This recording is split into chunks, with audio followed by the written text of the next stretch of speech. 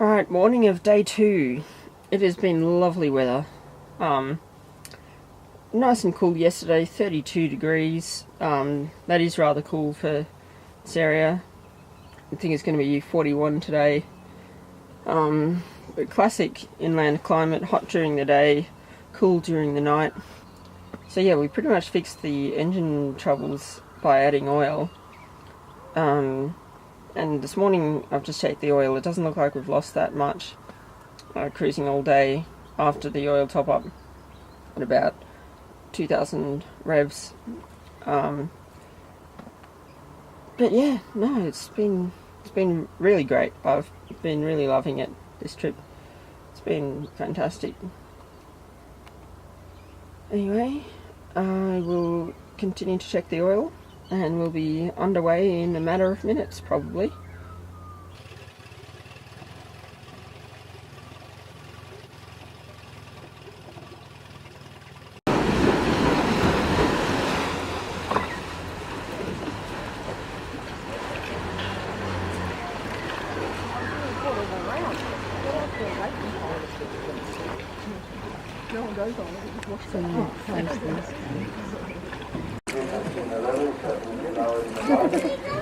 The gates are slowly shutting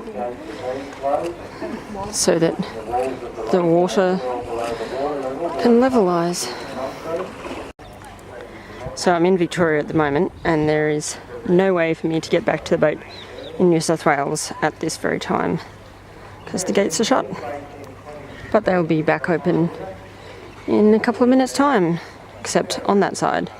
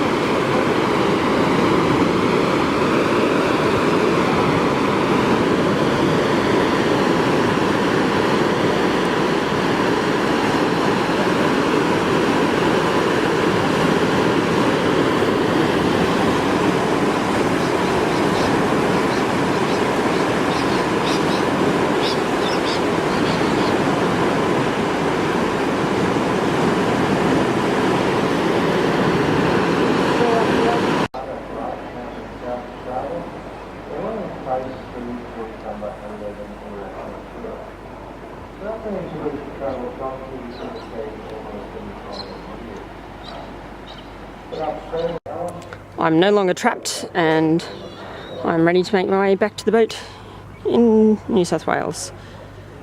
And I just noticed over there it says Lock 11, which is where we are at the moment.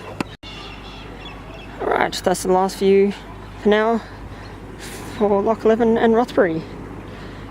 I'm not sure if I'm going to film anything of going back through Lock 11 because I've already filmed it when we went downstream, but we're just going through the opposite way upstream.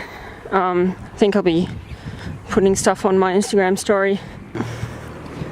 Alright, we are underway to our lock and there is Rothbury that is paddling down. It's not Melbourne, it's Rothbury. I told you it was Rothbury. Yeah.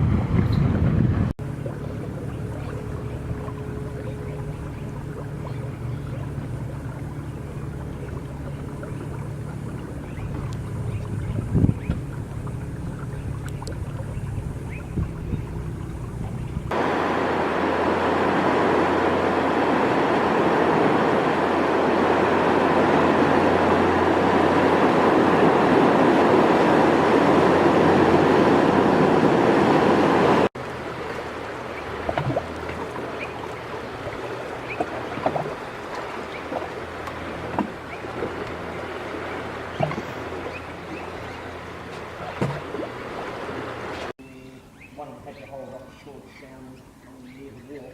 I came through with the first of the pair while the other There we go. All filled up and the gates are opening.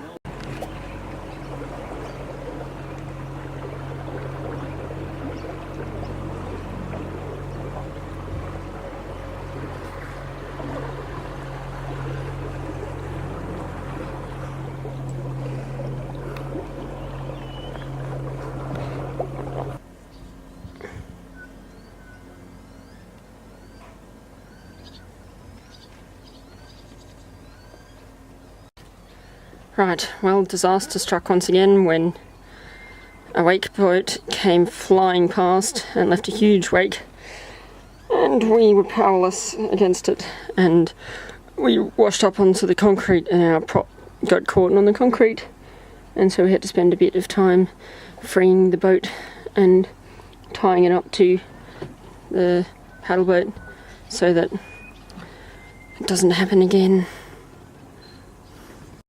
Right, well, I have had a very nice swim in Mildura.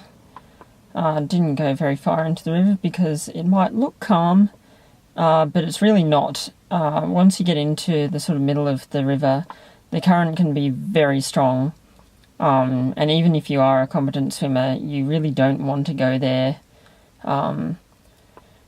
You definitely don't want to go anywhere near it if you're not a competent swimmer, but yeah, I just swam around in the shallows near the banks, only sort of it's probably waist deep, maybe a bit less.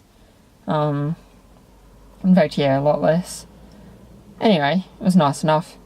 And yeah, had a very lovely swim. Oh, it was so nice.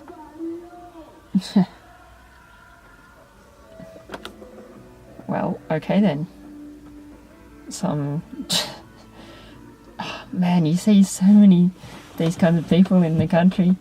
Just complete bogans. Anyway. Yeah, a couple of bogans walked past the car.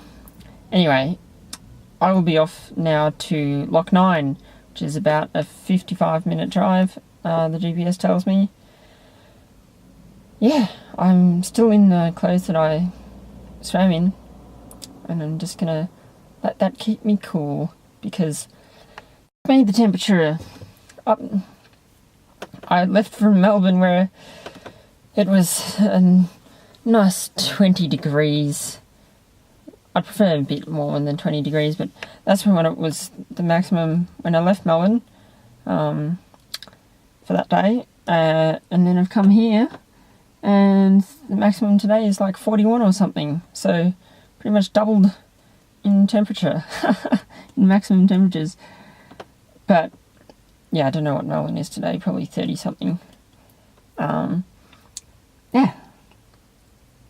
it's going to be 40 something for like the rest of the week up here. That's in the inland climate for you. Off to Loch 9, I guess.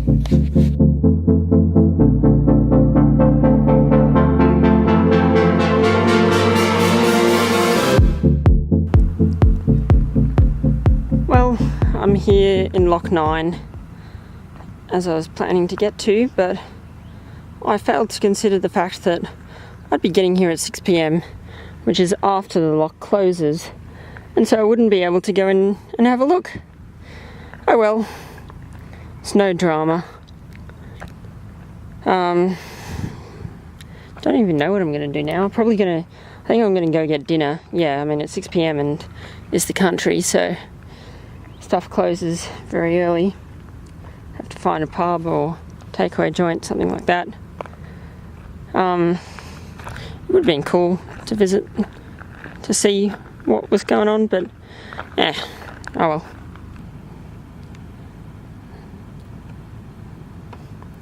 This loch, unlike the last one, I'll just be walking down here and chat. Unlike the last loch that I showed here on this video, which was loch number 11, I'm pretty sure, yeah, 11. It was in line with the channel, or rather I should say it took up the whole width of the channel of the Murray, whereas this one, Loch 9, and most other locks only have a small section where you actually put your boat in, and then they have a weir where the water flows off most of the time.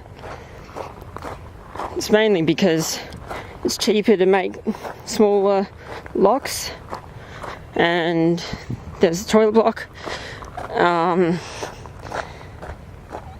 Yeah, it's cheaper to make smaller weirs, and so in like Mildura and stuff, you know, it's a very popular destination. It's very popular with river traffic, and so they often need the full width. But out here, not as many boats come here, so they just need the one. Woo! Almost slipped down the dirt road.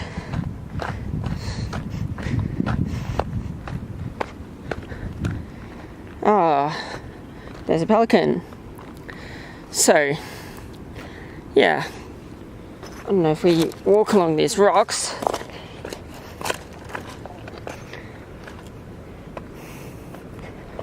I don't know if I said it before or not, but so yeah, if you don't need the full width of the river, why build to the full width? Why not just make a small section? So you probably can't read the sign because it's blown out, but the lock operates from, it operates 7 days a week from 8 a.m. till 5 p.m.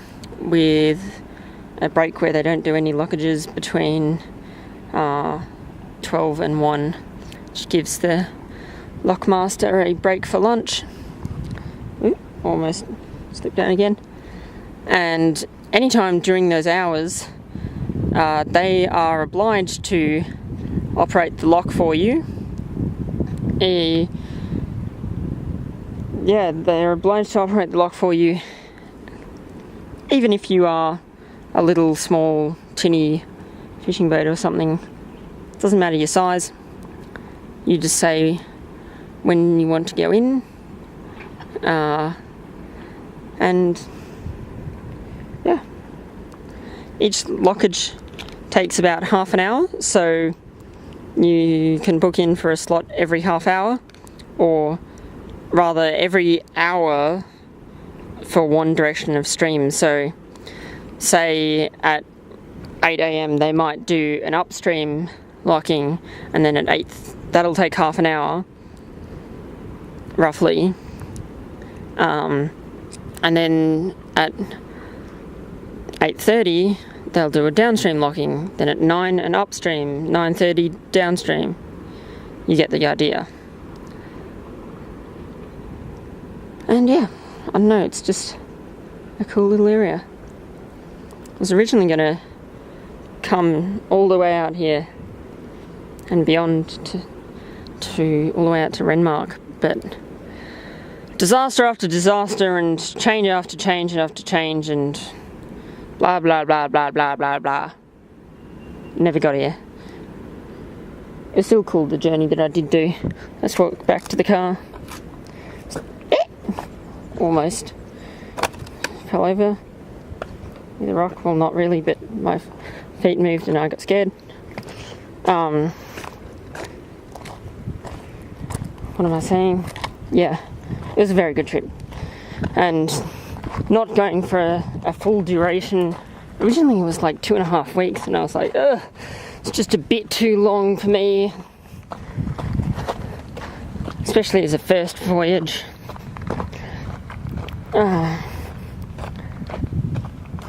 But let's walk behind the toilet block. You could smell them, they stink.